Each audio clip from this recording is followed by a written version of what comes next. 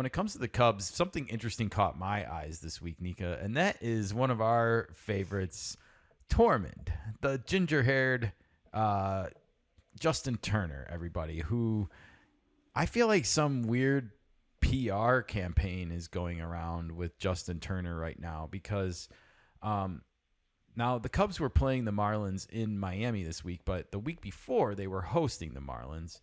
And at the time, Justin Turner had been going through a pretty rough start to his 2025 season. And, Craig Counsell was defending him, saying like, oh, he's going to get it going. We believe in him. And sure enough, right on cue almost, that Tuesday night, he got himself a game-winning hit. He did. It was good to see because he was struggling. No one wants to see Justin Turner struggle or anything like that. But he's 40.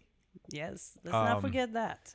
And, I think it just, you have to ask yourself when the goal is to win the World Series and you have someone on your roster who's 40, who's hitting under 200, are they long for the season? Are they going to be a piece that is a part of your October run or not? And so I thought the timing of this was really interesting. If you see, there's a quote here from Nico Horner on this graphic that Marquee Sports Network put out on their X feed.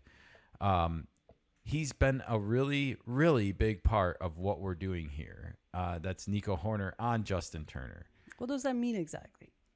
And then the caption reads, Justin Turner has had a massive impact on the Cubs both on and off the field.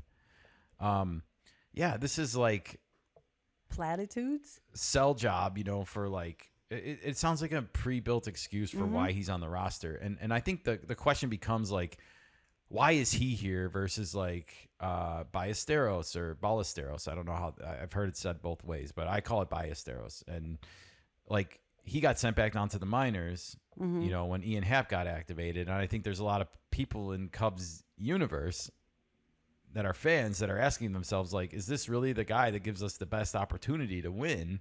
And so all of this PR spin starts coming about how important he is to the team and to the success of the team. And it's just boy, oh boy, like. It's very similar where you have Padres and the old-timers on that team. It's when do we give the young and the up-and-coming prospects a chance to play? Yeah, I agree. And it's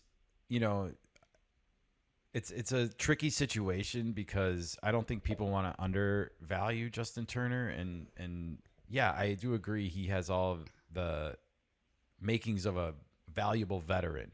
He can be a clubhouse leader. He's got rings. He's seen it and done a lot of it before. He's 40. Anyways, after this tweet came out, then an article shows up on MLB.com. Why 40-year-old Turner has been key to Cubs' success. This is written by Justin Morris, and it says at the bottom, this story was excerpted from Jordan Bastian's Cubs Beat newsletter. With Jordan off this week, MLB.com's Justin Morris is handling this edition. To read the full newsletter, click here and subscribe to get it regularly in your inbox. You should all be sure and go ahead and do that like I do so that you don't miss any of these nuggets. But again, we see the PR continuing here. And let's get into the article, Nika. Sure.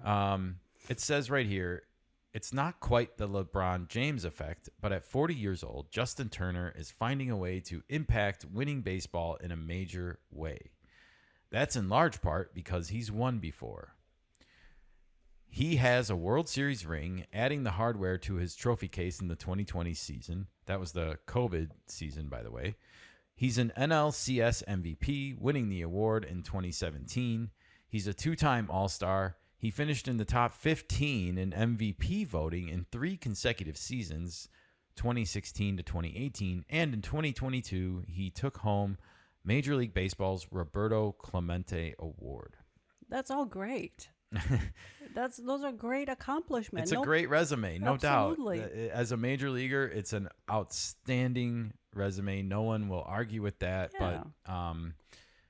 But going back to the first sentence, though, like Justin Turner is not nearly as good at the age of 40 as LeBron James was this past year for the Lakers, and they were a first-round playoff exit. Right. What does it say about? Well, is that the trajectory for the Cubs now? I hope not. Right. Well, let's keep the article going. It says, while Turner's production is not at the most valuable level it was in the late 2010s, hey, no kidding, he's still capable of producing big-time moments. Just take his walk-off double against Miami on May 13th, when he slapped a slider down the left field line to score 2. The heroic hit earned Turner a post-game bath from his teammates, rife with Gatorade and differing flavors of double bubble. Well, congratulations on the, of course, walk-off hit. It's always fun to get a walk-off hit, but at the same time, like, I feel like he was battling for his baseball life when he got this hit. And the calls for him to be released before he got that hit were already there. And I said at the time, he bought himself a couple extra weeks with that hit. Because it was going to be very hard for him to repeat that. Yeah. It's a hard thing. Baseball is hard. Baseball is hard. But the other thing about this is, like we said, there's Ballesteros. There's Owen Casey in the minors. There's players that are putting heat on this situation in the Cubs farm system. And the mounts are only going to continue to grow. Justin Turner's not going to suddenly start hitting 300. I'm sorry. He's not. All right. We'll keep the article going because I do have some Justin Turner thoughts that I want to get to. Mm-hmm. It says, but Turner had already earned something much more important from his new teammates before he landed in Chicago this year. Respect. He's huge, catcher Carson Kelly said of Turner's impact. He's been around the game for a long time. He's seen a lot of things, and he's been on a lot of really good teams that have won a lot of games. You know, I think this is an interesting point. It gets overlooked a lot, but if you look at the Cubs roster, there is not a lot of experience there, you know, when it comes to veterans. Okay. You know, like Kyle Tucker is not 30. Well, Ian Happ has some experience. I was going to say him. He is probably the most accomplished veteran on the Cubs roster. Mm-hmm. So he's not wrong, Carson Kelly, here in evaluating. The Cubs don't have a lot of this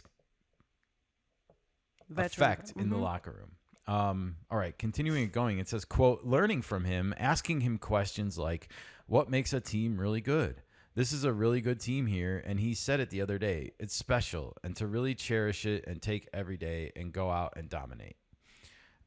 Again, this is like over the head, like PR. It does come across a little bit PR marketing-ish. You know, it's special and really cherish it. I get what he's saying. Like, it's all gonna be over before you know it. Like, he's 40. And he probably wishes that he wasn't, and you know he could. I don't think time go stops back for and anybody. cherish it more when it was great for him. I don't know. It's not bad advice by any means, but is it like making the team better because of it? I guess I sort of question some of that stuff. Mm-hmm. Not saying it doesn't have any value. I'm just questioning it versus the kids that are waiting to play in the majors. Yeah. Dominate they have this season. The Cubs have hung 14 runs on the Marlins Tuesday night at Lone Depot Park, overtaking the Dodgers for the Major League Baseball lead in runs scored entering Wednesday. They notched 21 hits in the 14-1 beatdown, which tied 2 other games for their season high in hits. So they've hit the ball 21 times in a game, 3 times now this season. That's very, very impressive for the Cubs. It says Turner went 3 for 4 in the game, his only out being a sacrifice fly, bumping his average above 200 for the first time since April 13th. Again, so this is what we're talking about here with the batting average, and it's barely 200. It's a rare rough patch for the wily veteran who hasn't hit below 200 in a season since he played just 9 games with the Orioles and Mets in 2010. All right, first of all, that doesn't count. Like, come on, jeez. Pete Crow Armstrong was 0 for 14 in 2023 when the Cubs called him up. You know, he didn't even get a hit. He batted 0. So it's just ridiculous. And anyways, to end the paragraph out, it says, in fact, Turner hit above 275 in 11 straight seasons from 2013 to 2023. Well, he didn't hit 275 last year, did he? And it's 2025 now. So you can frame these things a bunch of different ways to make out a lot of different players to probably look good in situations like this. I can go carve out, 5 or 6 years of Jason Hayward for the Padres, and make him sound like a impressive signing for the money. Okay, still, manager Craig Counsell had nothing but positive sentiments about the infielder / designated hitter. Quote, he's just like a baseball rat in a good way, Counsell said. He loves the game. He loves to talk about the game. Just his engagement on the bench during the game. We've got a very engaged team, and I think he's kind of at the center of that. It doesn't matter. Has nothing to do with how you're playing on the field. He struggled a little bit on the field, but off the field, it's just who he's always been, really. Hey, I'm going to make a bold prediction here, Nika. I am going to say that Justin Turner is going to have his first official coaching job with the Chicago Cubs. Oh, you think so? And I think it's going to happen sooner than later. Like, what kind of coach are we talking about here? He can become a special assistant for all we care right now. I think he wants to be a coach. Oh, okay. I think we'll get into it. That engagement and contagious joy were evident with Turner and his teammates Tuesday. He signaled toward them with a smile after doubling in the fifth. He was greeted with high fives after his sac fly. He flashed a thumbs up to the dugout after his second hit of the night and grinned from ear to ear after stealing a bloop hit single off a position player for his third knock. I mean, this isn't really describing anything abnormal for any player in the middle of a game. We see this with every team when players get hits or get RBIs or get doubles. They make motions to the dugout. Of they course. engage with their teammates. So I'm glad that he's getting the opportunity to do it with the Cubs, but at the same time, it just seems overwritten to me a little bit. It sounds like a really good PR piece. Yeah. Well, whether that's for him getting a coaching job or elevating his stature with the Cubs, either way. Yeah, we'll see.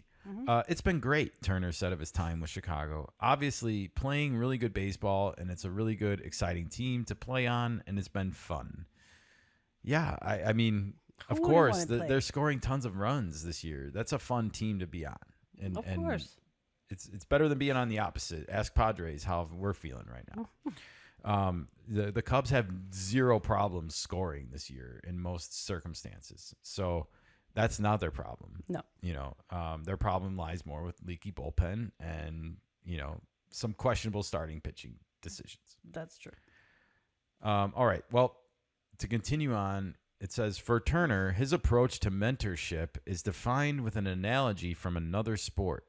Quote, just trying to not impose too much on the young guys, but be there if there's questions and help with guidance and share experiences. Wow. Is he trying to get a job? Just like bumpers in a bowling lane, quote, he laughed. Keep them going down the lane and don't let anyone get in the gutter. Okay. I think that's like an interesting baseball analogy that I've never heard before. It's like with baseball, I think it's easy to get into a rut, as we've seen. Again, not to pick on them, but with the Padres in the last week, we don't want to have to have seen it, but we've seen it. It's awful, and the Padres are in the gutter that he's talking about.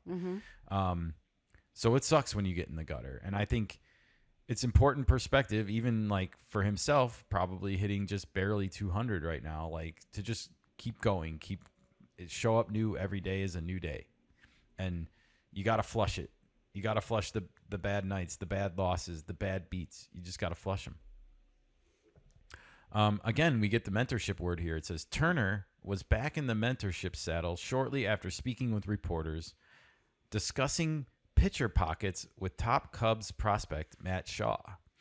Another interesting thing here to note: did the Cubs specifically sign Justin Turner to mentor Matt Shaw specifically?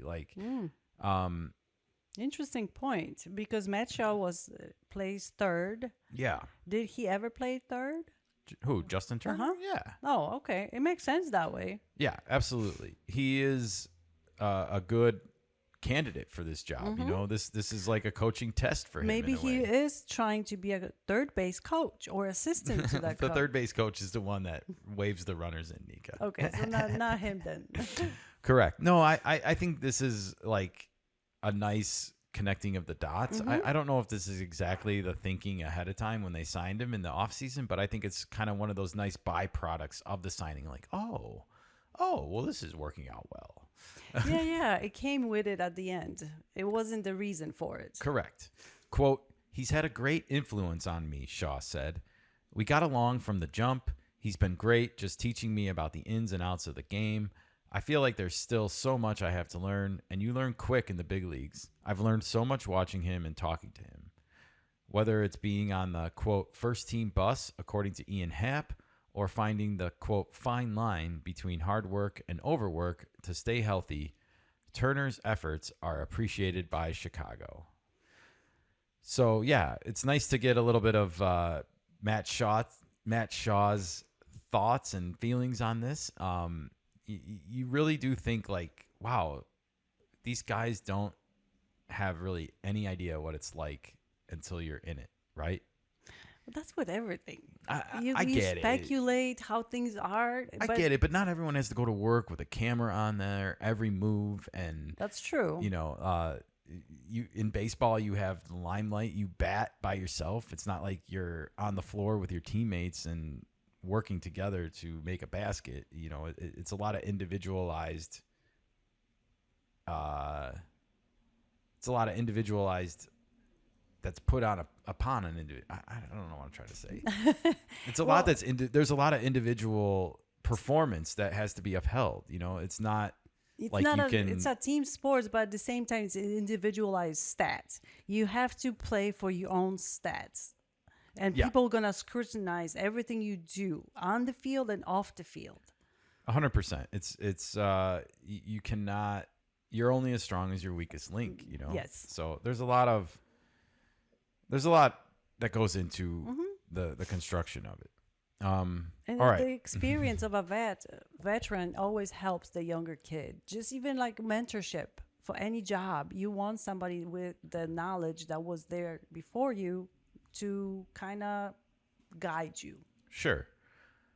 There's one more paragraph to get through, and then we can wrap this one up a little bit. But it says, and they're appreciated even by opposing crowds, who serenaded all of his hits on Tuesday with cheers. No. It's not quite a farewell tour for him yet, but Turner's contributions are garnering deep praise from the baseball world, and they should. Yeah, I'm going to stand by what I said earlier. This whole article was just overwritten fluff. And I don't mean that to insult Justin Turner or the potential effect he's having on the Cubs right now as a veteran leader that they clearly don't have a lot of. That's fair. But it is a fluffy piece. But what contributions is he making that's garnering deep praise from the baseball world? It's off the field. I get it, but like, again, this is a big oversell. Mm-hmm. And at the same time, you got to go to the other end of the spectrum and ask, whose roster spot is he taking right now from being promoted and getting on with their career and their life started? You know, it's a double-edged sword. Yes, and it is. I guess I just question whether he's going to be on the roster in October or not. And if he's not, maybe we should get on with the coaching thing and get him off the field, because I just think you're preventing your own success from happening here by not getting the other guys promoted sooner and acclimated maybe to the major leagues. Very good point. All right. Well, with that being said, the Cubs